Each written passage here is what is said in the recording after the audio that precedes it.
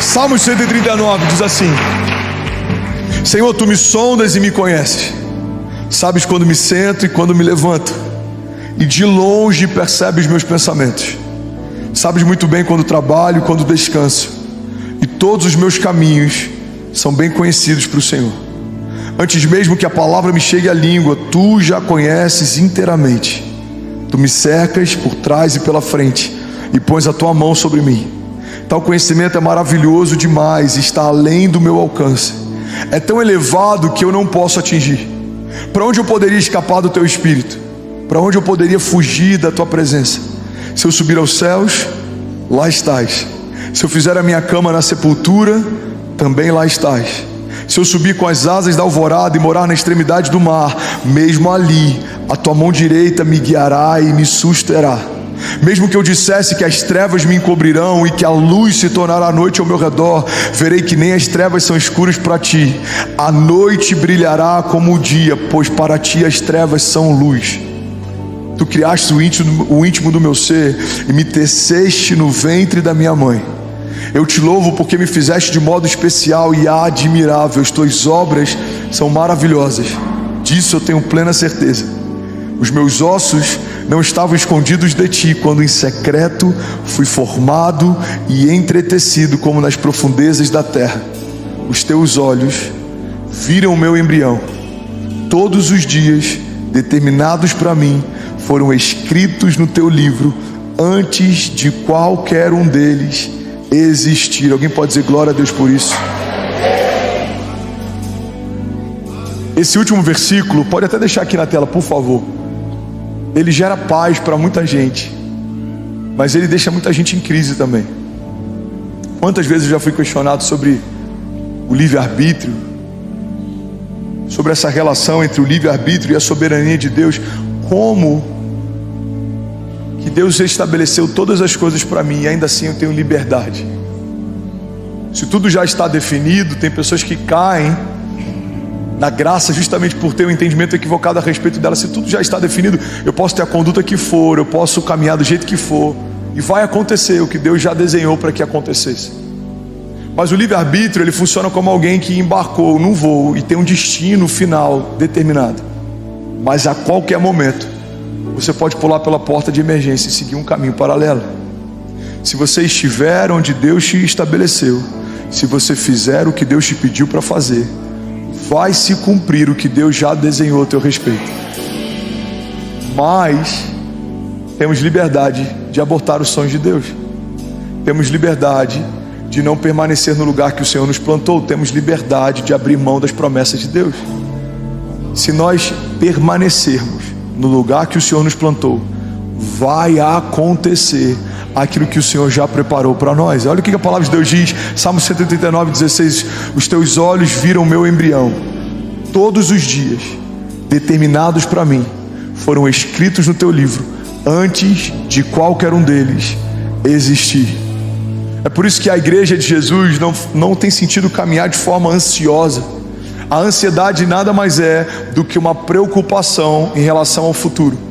Estamos tão preocupados em relação ao futuro que a gente começa a ficar ansioso no tempo presente. A ansiedade é uma expressão de dúvida, de inquietação, de insegurança. Mas se entendemos que Deus já está no nosso futuro, esperando a gente chegar, não há espaço para imaginarmos um futuro com Deus que seja pior do que a minha estação anterior. Irmão, toda nova estação que o Senhor te chama para viver, é o próprio Deus que vai te receber quando você chegar. E essa é a garantia de que o nosso amanhã vai ser melhor do que hoje. Eu não estou dizendo que vai ser mais fácil, eu não estou dizendo que todas as coisas vão acontecer no nosso tempo, mas eu preciso ter a firme convicção de que se o Senhor está na próxima estação que eu vou entrar, essa próxima estação vai ser marcada por sinais e maravilhas. Essa estação vai ser marcada por provisão sobrenatural. Por quê?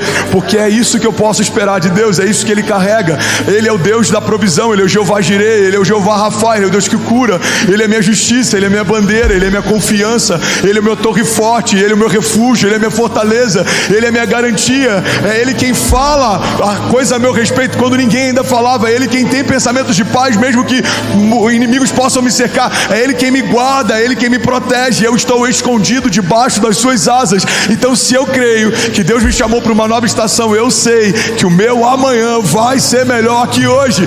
Por que, André? Porque o ano que vem vai ser melhor do que esse ano? Não, o ano que vem pode ser 10 vezes pior do que esse ano, mas o Deus que está me esperando na próxima estação não mudou, o seu caráter não mudou. Ele continua sendo bom, Ele continua sendo Pai, Ele continua sendo Deus, Ele continua tendo provisão, Ele continua tendo graça, Ele continua tendo milagres. Há alguém comigo aqui, pelo amor de Deus? Improváveis aos olhos dos homens não são improváveis aos olhos de Deus. Deus já desenhou coisas a seu respeito.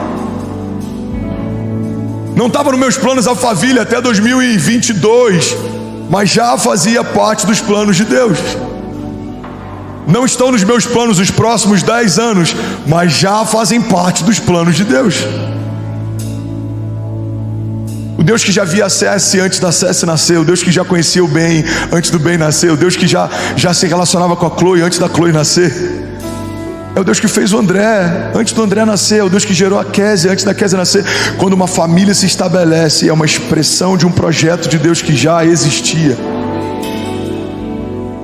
Deus viu você, Deus vê você. Pega isso aqui, irmão, em nome de Jesus. Deus viu você, Deus vê você. Agora, improváveis precisam aprender a lidar com dores de crescimento. Improváveis precisam lidar com indiferença. Todo improvável ele é subjugado. Todo improvável, em muitos momentos, ele é deixado de lado. Ele enfrenta momentos de invisibilidade. Ele enfrenta momentos de indiferença. Ele enfrenta momentos de comparação. Só que se você pegar uma semente, você vai perceber que a estação mais poderosa que uma semente vive é uma estação de invisibilidade. Quando a gente planta uma semente na terra e a gente não consegue mais enxergá-la, é nesse lugar que uma explosão vai acontecer. Tudo que acontece com uma floresta, um dia passou por uma estação de invisibilidade, quando aquilo tudo era apenas uma semente. Tudo que está sendo gerado em secreto, em algum momento se torna público. Tudo que Deus está falando com você quando ninguém ouve, em algum momento Ele vai falar a teu respeito para que todos possam ouvir. Jesus, quando é batizado, uma voz do alto diz: esse é o meu filho em quem eu tenho o meu prazer. Aquilo que ele ouvia no seu íntimo, agora toda a criação ouve. Você está comigo? Diga amém. Então entenda isso, ser o improvável de Deus significa enfrentar estações de indiferença na terra. Os irmãos de José não achavam o máximo os sonhos de José. Os irmãos de Davi não acharam o máximo a unção de Davi. A família de Abraão não achou o máximo o chamado de Abraão. Se você é improvável, entenda, não são só flores. Existe uma graça sobrenatural sobre aqueles que decidem viver a vontade de Deus. Mas tudo se levanta para fazer você desistir daquilo que Deus chamou para viver. Enfrentaremos indiferença como Noé enfrentou. Uma das frases que eu mais amo: todos achavam Noé estúpido até as primeiras gotas de chuva caírem. Um homem louco construindo algo sem sentido, até que um dia aconteceu o que Deus disse que aconteceria. A gente vai ter que enfrentar indiferença como Noé, a gente vai ter que enfrentar injustiça como José, a gente vai ter que enfrentar levante como Davi. Em um momento Davi está tocando a harpa para que o rei durma, em outro momento ele está sendo perseguido pelo rei em meio a desertos. Improváveis não são livrados por Deus dos processos, mas são guardados por Deus no meio das batalhas. Deus não vai necessariamente te livrar de um deserto, mas Ele vai te livrar no deserto. Deus não vai necessariamente te livrar de uma tempestade, mas Ele vai te livrar na tempestade. Deus não vai necessariamente te livrar de um gigante, mas Ele vai te livrar na presença do gigante. Prováveis de Deus não são homens que são isentos das crises, dos processos. Não, pelo contrário. Deus sempre usa homens marcados para marcar. Deus sempre usa homens que foram feridos e sarados para sarar. Deus sempre usa homens que foram quebrados e restaurados para restaurar, porque as suas cicatrizes te dão a autoridade para ministrar sobre o outro. Quando alguém estiver passando uma crise de qualquer tipo, você vai falar: olha para qualquer uma das minhas cicatrizes, elas expressam o que Deus fez na minha história, e elas são uma garantia de que Deus pode fazer na sua também.